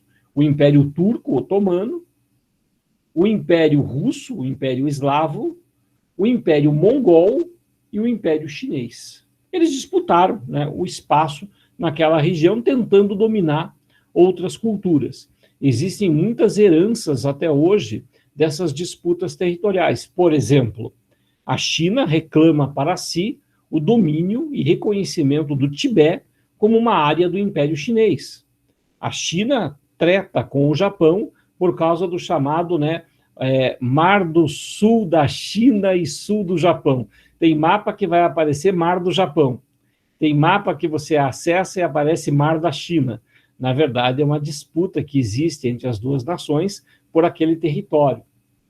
Inclusive, já aconteceu de alguns filmes em que aparecia no mapa Mar do Japão serem filmes proibidos de passar na China, porque dava lá, mostrava que era do Japão. É claro que os chineses, né, que é um governo autoritário, não permitiu que o filme fosse transmitido, fosse mostrado na TV chinesa. Então, isso realmente existe, né? Agora, esses 4 grandes impérios que disputaram espaços lá, eles não eram uniformes, eles tinham vários povos, os povos uzbeques e tal. E aqui uma pergunta, né, que muita gente se faz: como é que um grande império se mantém? Como é que os russos se mantêm, né, como um império vasto? Como é que eles conseguem sobreviver? A característica é a capacidade de absorver e de reconhecer diferenças. Ou seja, eu passo a reconhecer diferenças entre povos, né, diferentes entre si, né, povos que representam diferenças entre si, preservo essas diferenças entre eles e digo assim, ó, cada cultura aí pode preservar a sua religião, pode preservar a sua prática, não tem problema, mas a religião oficial do Estado é mantida. Ou seja, o segredo do império é ele ser permeável, ele permitir que as culturas existam dentro das suas fronteiras e não fique perseguindo todo mundo. Se começar a perseguir a cultura individual, aí sim haverá revoltas internas dentro do seu território. Beleza? Bom, a Idade Média Ocidental, né? A Idade Média Ocidental, ela é um período em que o Império Romano se esfalece, né? O Império Romano, ele teve um problema interno, estrutural, e à medida que esse Império Romano faltava mão de obra escrava, faltava gente para trabalhar, muitos povos de outras origens, que os romanos chamavam de bárbaros, é um termo genérico, né, para definir todo mundo que não é nem grego, nem latino, nem romano, nem grego, esses povos foram chegando. E muitos desses povos chegaram de forma pacífica dentro das fronteiras do Império Romano. Pensa assim, eu sou um fazendeiro romano, eu preciso de mão de obra para a minha fazenda, essa mão de obra da minha fazenda, esses plebeus na minha fazenda, eles são plebeus que estão escassos, falta gente, e aí vem um povo de um outro território que fala um idioma esquisito, precisando de terra. É você pensar os povos, né, que viviam na Noruega, na Dinamarca, nos territórios muito frios, eles não possuíam sequer um pedaço de terra que ficasse descongelado para poder plantar. Então, eles migravam para a Europa Ocidental e os romanos diziam, olha, você pode trabalhar aqui na minha terra, e a gente divide a riqueza. Então, muitas das migrações germânicas não foram violentas, foram migrações pacíficas. Por isso é muito difícil você dizer que essas migrações foram a causa da crise e queda do Império Romano. Não. A crise e queda do Império Romano foram um exército cada vez mais caro de se manter, intrigas palacianas com vários golpes de Estado, uma economia que dependia de escravos e, portanto, dependia do exército para capturar escravos, e ainda nós tivemos revoltas internas contra o poder do Império Romano. Então, a crise romana, ela é estrutural, ela não veio de fora. Assim como, e aí me permita fazer uma comparação com hoje, a crise dos Estados Unidos não é culpa da China. A crise dos Estados Unidos é uma crise estrutural, interna.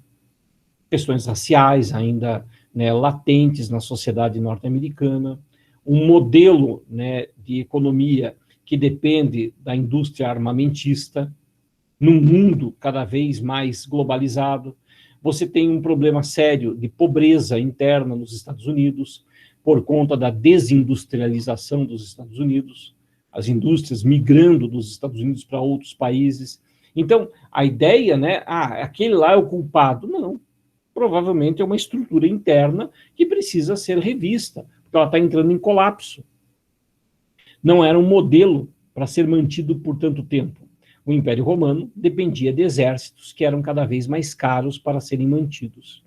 O resultado, portanto, é que a própria sociedade romana começa, portanto, né, começa a buscar elementos para trazer dentro do seu Império Romano gente que possa trabalhar. E aí é que chegam os povos normandos, os povos germânicos. Eu não quero usar nome viking. Por quê? Porque os vikings eles vão aparecer mais na Idade Média, no final, ali, século IX, século VIII. E viking não é um povo. Viking é uma prática de saques. Ou seja, os povos romanos, né, que existiam, eles viviam do comércio e tal, tinham suas vilas, suas cidades, e aí os povos de fora faziam ataques aos romanos. É a prática viking. Então, viking não é um povo, mas uma atividade de saque. Então, esses povos todos foram chegando no Império e inicialmente absorvidos. E à medida que eles foram absorvidos, aspectos culturais germânicos e aspectos culturais romanos começaram a se misturar. Essa mistura entre a cultura germânica e a cultura, portanto, dos romanos, vai dar origem a essa vida em comum. Lá na série Vikings, aparece essa questão da terra muito forte, né? A doação de terras para os povos de fora. Embora, na série Vikings, já retrate a Idade Média ali por século VIII, século IX, que já não é mais o Império Romano. Já é o Império Carolíngio, já é o Império da Britânia, já é territórios medievais. Mas naquele contexto de síntese, uma prática que existia entre os romanos, que era a clientela, ela vai se tornar uma prática com o germânico. O que é clientela? Clientela é quando um patrício romano, um fazendeiro romano, ele chama um plebeu romano, né, um cara que também é romano, mas que ele vai trabalhar para um patrício e vai dizer, você vai ser meu cliente. Nós vamos dividir as coisas aqui, você vai trabalhar para mim e eu vou dividir o fruto da terra com você. Então eu tenho a terra, você tem a força de trabalho. Essa prática vai ser estendida para os povos germânicos. E aí vai ter a origem das relações de servidão, em que dentro de uma determinada terra, os camponeses aceitam a condição de servidão e trabalham na terra em troca do direito de continuar vivendo ali. E é claro, além de pegar uma parte dos produtos, o cidadão que está submetido a um grande senhor de armas, ele também vai obedecer militarmente esse cara e vai participar dos confrontos. E é mais fácil se defender em conjunto. E aí surgiu uma prática germânica muito comum que foi praticada na Idade Média. A ideia, né, de você seguir teu chefe. Um líder tribal germânico, ele chama os chefes das famílias e diz, todos nós vamos nos unir e vamos combater o inimigo comum. E é claro, quando eles vão nessas tropas, né, é uma questão de todo mundo junto defendendo a sua própria posição.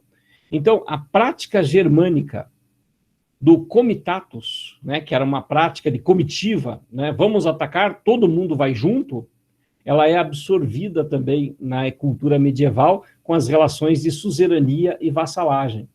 Ou seja, o suzerano é o senhor de armas. Os vassalos também são senhores de armas, também são nobres guerreiros, chefes de famílias. Mas eles selam acordos entre si para guerrear uns contra os outros? Não, para guerrear aquele grupo contra um inimigo comum.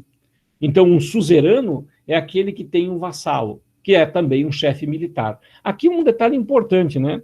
Eu estou falando dessa sociedade da Idade Média, tanto de um ponto de vista do trabalho da terra, que é a questão da servidão, não é a mesma coisa que escravidão, porque o servo, ele escolhe ficar naquela terra porque ele tem uma aliança com aquele fazendeiro.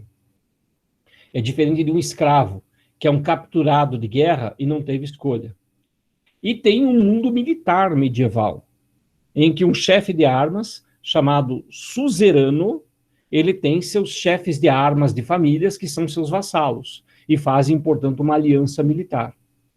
Essa prática, né, da clientela que eu comentei, ela é também chamada de colonato, onde eu vou colonizar uma determinada região com povos de outra origem, né, vou colocá-los aqui, mas eu os obrigo a seguir a minha religião. Isso é uma coisa curiosa, né? Eu até permito que um povo de fora ocupe uma parte do meu território. Para mim é interessante, preciso de mão de obra, preciso de um povo aliado naquela região, beleza. Mas eu quero que eles pratiquem a minha religião. E o cristianismo, no final da história romana, para a história medieval, começa a se impor como uma religião para todos os povos germânicos. Então você vai encontrar muitos líderes germânicos se convertendo ao cristianismo para selar essa aliança. E um dos fenômenos mais curiosos da Europa Ocidental foi a ruralização da Europa Ocidental, ou seja, as cidades foram se esvaziando, tornaram-se locais perigosos, e no lugar nós temos, né, nessas práticas aí, uma vida rural. Aqui na imagem, aí atrás, você tem, né, o manso servil, o manso senhorial. O que é manso? É a terra que é para os servos e a terra que é do senhor. Geralmente a terra do senhor é onde tem bosque, é onde tem um plantio de algo mais valioso, e era assim, todo servo tinha que trabalhar na sua própria terra e trabalhar também nas terras do senhor. Então era uma forma de pagar a sua estadia, de pagar os tributos. Havia, portanto, outras unidades. Tem o manso comunal. O manso comunal é a área, portanto, onde os camponeses e os senhores, né, eles poderiam partilhar aquele lugar. Então, ali no manso comunal, a terra era de todo mundo. Tanto o camponês podia usar, quanto o senhor podia cobrar tributos ali. Geralmente, o manso comunal ele era usado basicamente pelos servos, e o senhor permitia isso. Ou seja, eu tenho você trabalhando na tua terra que eu concedi, eu tenho você trabalhando na minha terra e tenho você trabalhando numa outra terra que você precisar, você pode levar os seus animais. para pastarem, você pode levar lá tuas sementes que sobraram para você plantar mais, você pode usar o manso comunal. Essas terras comunitárias, né, é uma coisa curiosa, porque hoje toda a terra é para fim comercial, né? Toda a terra tem um objetivo prático, comercial. E naquela época não, havia uma terra que é comum, todo mundo pode usar e que não tem problema. O que não era permitido de jeito nenhum para os camponeses, que eles caçassem ou pegassem madeira, né, desmatassem. Não porque os senhores feudais eram ecológicos, é porque o uso da madeira era de exclusividade dos senhores. A caça também. Então, quando você assiste a série The Crown, né, e aparece lá a família real inglesa caçando, né, e tal, essa era uma atividade exclusiva da nobreza. O camponês jamais poderia se envolver com a caça de animais e tal, porque era uma atividade proibida para ele, exclusiva da nobreza. Aí, fazendo uma questão com vocês sobre a Idade Média e um aspecto da cultura medieval, né? Porque se você parar para pensar, a única coisa que sobreviveu do Império Romano para a Idade Média foi o cristianismo. O cristianismo tornou-se uma religião oficial no final do Império Romano. Quando veio o período medieval, a igreja permaneceu, embora o Império Romano não. Diz assim essa questão que caiu em 2016. Enquanto o pensamento de Santo Agostinho representava o desenvolvimento de uma filosofia cristã, inspirada em Platão, o pensamento de São Tomás reabilita a filosofia de Aristóteles. Olha só que coisa curiosa, né? A Idade Média, ela é muitas vezes vista como uma idade das trevas. Mas essa é uma visão extremamente preconceituosa que a gente não deve reproduzir. Mas o período medieval, então, não foi uma idade de trevas? Não, houve muito conhecimento, houve muita produção, houve muito pensamento. E no âmbito da filosofia, a gente tem, dentro da filosofia medieval, dois grandes pensadores, não dois únicos pensadores, por favor, dois grandes pensadores. O primeiro deles, o Santo Agostinho. O Santo Agostinho, ele se converteu ao cristianismo, virou bispo no norte da África, e o Santo Agostinho, a sua filosofia teológica do Santo Agostinho, vai buscar inspiração em Platão. Ou seja, mesmo durante a Idade Média, a cultura grega ainda era muito importante. É claro que o Santo Agostinho e o Platão não eram lidos pelo povo em comum, até porque a maior parte do povo comum ele não era alfabetizado. E se fosse, não era alfabetizado em todos os idiomas falados. Então era muito comum que a igreja, e aí os sermões, fossem a homilia, né, fosse o momento em que o sacerdote ele pode divulgar uma forma de pensamento. E o Santo Agostinho ele vai se inspirar nas ideias de Platão, do chamado mundo ideal, para falar de Deus. Não é que o Platão fosse cristão, não, Platão é grego, né? Ele é pré-cristão, ele é antes do cristianismo, mas a cultura medieval reconhece a importância do Platão para a sua explicação do mundo. E o mundo ideal, que é aquele mundo das ideias, o Santo Agostinho comparou com a crença em Deus, a existência em Deus. Ou seja, você não acredita no mundo das ideias, o mundo inteligível? Então, esse mundo das ideias, do mundo inteligível, do mundo da perfeição, é Deus. Deus está lá. Então ele vai buscar uma associação das ideias, né, da filosofia grega com a filosofia cristã. E isso é o neoplatonismo ou o pensamento do Santo Agostinho. O Santo Agostinho, de certa forma, né, ele deixou, digamos assim, bem claro uma influência anterior dele, que era uma influência do maniqueísmo, né? Antes de Santo Agostinho virar cristão, ele acreditava que existiam dois deuses, um deus do mal e um deus do bem, né? O maniqueísmo, né? Que é tão comum na nossa cultura digital de hoje, né? Se você criticar o que eu estou falando, é porque você é do outro time, então você é meu inimigo. Essa compreensão polarizada que existe na política, na economia, na sociedade. E acreditem, qualquer comentário que você faz, ou eu faço aqui, ele rapidamente é interpretado como você pertence a este time ou aquele time. Você é de esquerda ou você é de direita. Você é petista ou você é bolsonarista. Ou seja, estão sempre preocupados em colocar um rótulo na testa das pessoas. Mas o que é mais interessante é que isso não é novo. O maniqueísmo defendia isso. E o Santo Agostinho, ele traz essa ideia para a sua teologia. Ou você se apega às coisas desse mundo, que é a cidade dos homens, ou você se apega às coisas das ideias, de Deus, que é a cidade de Deus, que é o nome, inclusive, do texto que ele escreveu, né? A cidade de Deus. Outro pensador muito influente na Idade Média foi o Aristóteles. Só que o Aristóteles, ele foi mais perigoso, porque o Aristóteles, ele trabalha questões racionais, científicas, lógica, né? E o São Tomás de Aquino é o cara que reabilita a filosofia de Aristóteles, chamada de tomismo ou escolástica, até então vista sob suspeita pela igreja. Por que o Aristóteles era suspeito? Porque o Aristóteles, ele propõe a lógica racional, a análise das coisas deste mundo para entender tudo. E aí vai criar um confronto com as ideias, né, teológicas. Só terminando, vamos lá. Até então visto sob suspeita, mostrando ser possível desenvolver uma leitura de Aristóteles compatível com a doutrina cristã. O aristotelismo de São Tomás abriu caminho para o estudo da obra aristotélica e para a legitimação do interesse pelas ciências naturais, um dos principais motivos do interesse por Aristóteles nesse período. Letra A. Comando primeiro, né? A Igreja Católica, por muito tempo, impediu a divulgação da obra de Aristóteles, pelo fato de a obra aristotélica, letra A, valorizar a investigação científica, contrariando certos dogmas religiosos. Enquanto que o Platão diz, existe o mundo das ideias e não prova a sua existência, a teologia de Santo Agostinho se aproxima disso, né? Deus existe, eu não posso provar, mas Deus existe. O Aristóteles, não. Cadê a prova? E por isso a investigação científica do Aristóteles era vista como suspeita. A letra A, resposta para essa questão. Já fechamos. Era isso aí. Moçada, a todos vocês um excelente estudo. Essa apresentação ficará disponível lá nos materiais de vocês, lá no portal. Você pode depois baixar a apresentação e ver os slides, rever as aulas, que logo mais você também vai poder acessar. E aí é interessante, né, que você faça perguntas, caso necessário.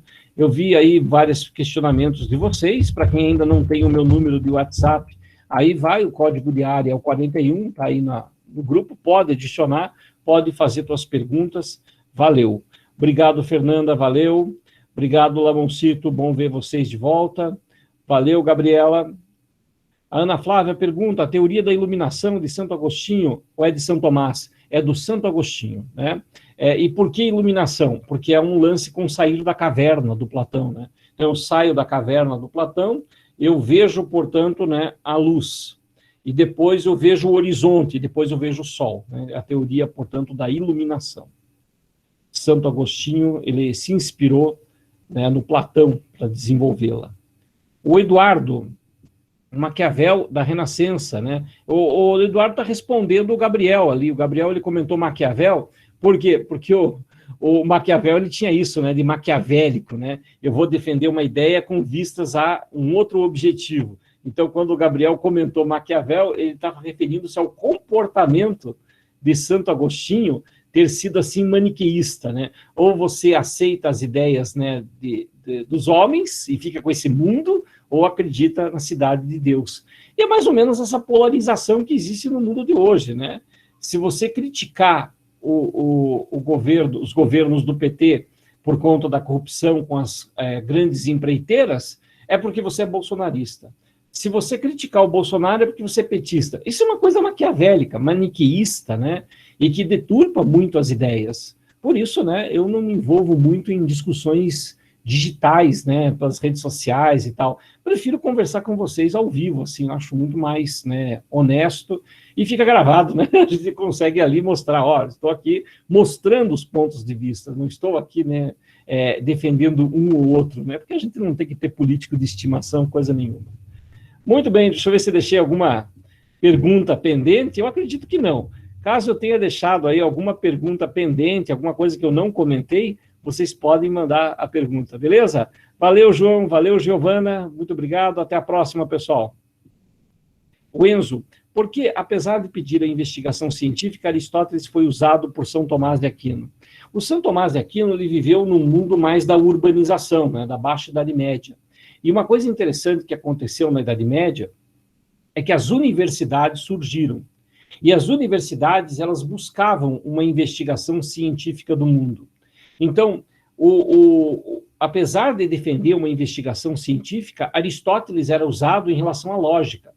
A coisa começou a ficar complicada para continuar usando Aristóteles foi quando descobriram o livro da Poética de Aristóteles, que veio por conta da influência árabe, provavelmente, e que era um livro desconhecido. E na obra da Poética do Aristóteles, o Aristóteles ele defende a arte, ele exalta a arte, ele exalta o rir, a comédia, o divertimento. Ou seja, muito diferente daquela visão virtuosa do Aristóteles, né, de temperança, de equilíbrio. Nesse livro, o Aristóteles ele diz, olha, a comédia é permitida. É possível, sim, rir de qualquer coisa. E isso, sim, vai provocar uma controvérsia interna. Então, sim, Aristóteles foi usado, mas aquela parte da lógica, aquela parte mais racionalista, científica. E cuidado, né? Uma das primeiras incentivadoras do pensamento científico foram as universidades. E todas as universidades eram da igreja. Então, essa dicotomia, né, entre ciência e fé, o Aristóteles não tinha. Ou melhor, o São Tomás de Aquino não tinha. Para ele, a lógica poderia ser utilizada para comprovar a existência de Deus, numa discussão ontológica, ou seja, o princípio de tudo.